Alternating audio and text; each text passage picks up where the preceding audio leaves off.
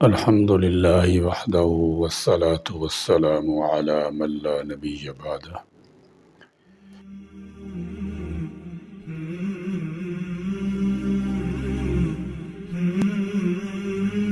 پاکستان نے بھارت کی جانب سے بار بار جارحیت کے جواب میں آپریشن بنیان و مرصوص کا آغاز کرتے ہوئے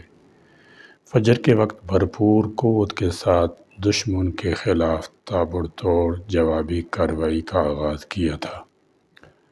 پاک فضائیہ کے JF-17 تھنڈر بھارت کا SU-400 سسٹم تباہ کر دیا۔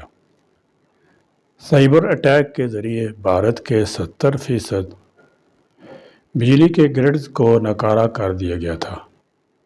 جس کے باعث پورے بھارت میں اندھیرا چھا گیا۔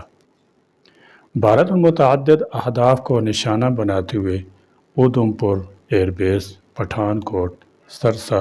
سورت گڑھ، برنالہ، بٹھنڈا اور سسرام، جموں، اکھنور، آدمپور، ایلورا، مامون ایئر فیلڈ، برہموس میزائلوں کی سٹوریج سائٹ، بھارتی بریگیڈ ہیڈکوارٹر کے جی ٹاپ اور اڑی میں سپلائی ڈپو سمیت 12 اہداف کو تباہ کر دیا گیا۔ بھارتی فوج نے پاکستان کی جانب سے تابڑ توڑ حملوں کے نتیجے میں نقصان کا اعتراف کرتے ہوئے کہا ہے کہ پاکستان نے پنجاب میں فضائی اڈے کو نشانہ بنانے کے لیے تیز رفتار میزائل فتح کا استعمال کیا۔ بھارتی وزارت دفاع کے حکام کا کہنا ہے کہ پاکستان نے انڈیا کے 26 مقامات پر مربوط حملے کیے۔ پاکستان نے مودی سرکار کے جنگی جنون کا کافی شافی علاج کرتے ہوئے بھارت کو پاکستان کے خلاف بلا اشتعال جارحیت کا منہ توڑ جواب دے دیا ہے، اور پاکستان کے شاہینوں نے ہندوستان کے 2 درجن سے زائد عسکری اور اسلحہ مراکز کو تباہ کر کے بھارتی سرماؤں کو دن میں تارے دکھا دیے ہیں، جس کے بعد پہلے تو مودی سرکار کی جانب سے پاکستان سے مزید نہ اٹھنے کی التجائیں کی گئیں، اور اب تازہ اطلاع یہ ہے کہ امریکی صدر ٹرمپ نے دنیا کو خوشخبری دی ہے کہ دونوں ممالک جنگ بندی پر آمادہ ہو گئے ہیں، ایک ایسے موقع پر جنگ بندی کا اعلان جبکہ پاکستان دشمن کو اس کی سرزمین پر بھرپور جواب دے چکا ہے، اور مودی سرکار پاکستانی جانب سے لگنے والے زخم سہلا رہی ہے، اور 1,40,00,000 لوگوں کے ملک بھارت میں سوگ اور خوف و ہراس کی کیفیت طاری ہے۔ بجائے خود اس بات کا اظہار ہے کہ یہ جنگ پاکستان جیت چکا ہے اور بھارت کو یقینی طور پر اس شکست کے صدمے سے نکلنے میں کچھ وقت لگے گا، اور بہت ممکن ہے کہ پاکستان کے خلاف یہ ناکام مہم جوئی بھارت کی مودی سرکار کی آخری مہم جوئی ثابت ہو، کیونکہ ان چند دنوں کے اندر جس طرح بھارت کے جنگی جنونی وزیر اعظم نریندر مودی کی مٹی پلید ہوئی ہے، جس انداز سے پاکستان کی مسلح افواج بالخصوص پاک فضائیہ نے بھارت کی تمام غلط فہمیاں دور کر دی ہیں، اور جس طرح بھارت کے اربوں ڈالر کے وہ ہتھیار جن پر اسے بڑا ناز تھا پاکستان کے مقابلے میں کھلونوں کی مانند ثابت ہوئے ہیں، اس سے بھارت کو ہمیشہ کے لیے ایک سبق ملا ہے۔ مودی سرکار کے غرور کا سر نیچا ہوا ہے اور پاکستان اور اس کی مسلح افواج کی عزت وقار میں اضافہ ہوا ہے، اور ایک بار پھر یہ ثابت ہو گیا ہے کہ پاکستان کی فوج دنیا کی بہترین افواج میں سے ایک ہے، جس کی پیشہ ورانہ قابلیت اور شجاعت کا کوئی جواب نہیں ہے۔ عسکری ماہرین کے مطابق موجودہ جنگ میں بھارت کو اسی وقت شکست ہو گئی تھی جب پاکستان ابتدائی حملے کے دوران اس کا رافیل طیارہ مار گرایا تھا۔ 2019 کی مہم جوئی میں بھی جب پاکستان کی فضائیہ نے بروقت اور بھرپور جوابی کارروائی میں بھارت کا F-16 طیارہ مار گرایا تھا، تو اس وقت بھارتی وزیر اعظم نریندر مودی نے کہا تھا کہ بھارت کو رافیل کی کمی محسوس ہوئی ہے۔ یہ وہ وقت تھا جب فرانس کے ساتھ رافیل طیاروں کے سودے میں اربوں روپے کے گھپلے کے الزام میں مودی سرکار تنقید کی زد میں تھی۔ F-16 کی ناکامی کو بنیاد بنا کر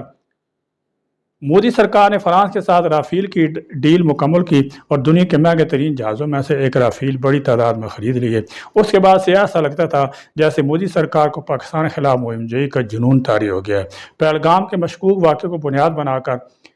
بھارت نے پاکستان کے خلاف مہم جوئی کی باتیں شروع کر دیں تو دنیا کے بہت سے ممالک نے سمجھانے کی کوشش کی کہ وہ پاکستان کے خلاف جارحیت سے باز رہے۔ پاکستان نے نہایت فراخ دلی کے ساتھ بھارت کو پہلگام واقعے کی غیر جانبدارانہ تحقیقات مدد کی پیشکش کی اور بارہا پیغام دیا کہ وہ بغیر ثبوت کے پاکستان پر الزام تراشی سے گریز کرے اور پاکستان پر حملہ کرنے کی غلطی سے باز رہے، مگر مودی سرکار نے کسی نصیحت پر کان نہ دھرے۔ پاکستان کی مخلصانہ پیشکش کو درخور اعتنا جانا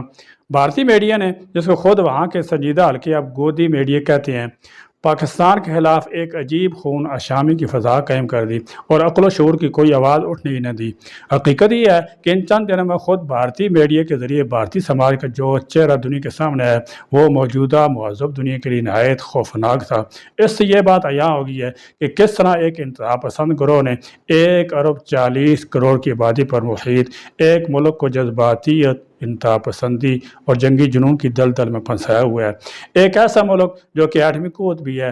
کی قیادت ایسے لوگوں کے ہاتھوں میں جن کی ذہنی صلاحیت تو ایک طرف ذہنی صحت ہی مل نظر ہے۔ یہ وہ حقیقی خطرہ ہے جو برصغیر پاک ہند کے 2.25 ارب انسانوں کو درپیش ہے۔ ہونا تو یہ چاہیے تھا کہ عالمی قوتیں اس خطرے کا ادراک کرتیں اور مودی سرکار کو پاکستان کے خلاف مہم جوئی کے خیال سے ہی باز رکھتیں، لیکن شاید وہ بھی مودی سرکار کے جھوٹے دعووں اور بڑک بازیوں کے فریب میں آ گئی تھی اور ان کا خیال تھا کہ بھارت پاکستان کو نیچا دکھانے میں کامیاب ہوگا، جس کے بعد ان کے لیے بھی پاکستان کا بازو مروڑنا آسان ہو جائے گا۔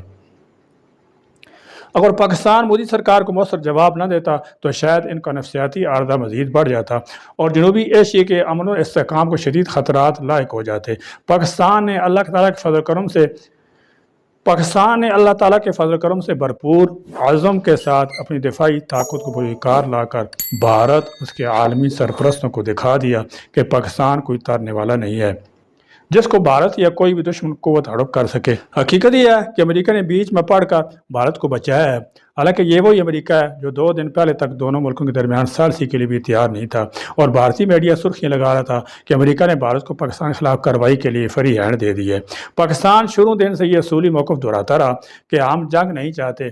ہم پر بلا جواز جارحیت مسلط نہ کر دی جائے،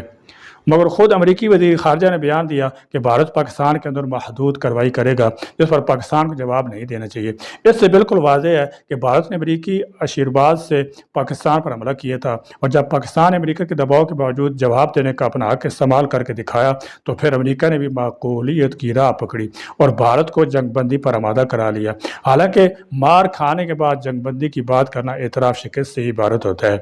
بھارت کو ایک بار پھر دھول چٹانے پر پاکستان کو اپنی مسلح افواج پر فخر ہے اور پاکستان نے ایک بار پھر دنیا پر یہ ثابت کر دیا ہے کہ وہ بھارت سمیت کسی بھی علاقائی یا عالمی سورما سے دبنے والا نہیں۔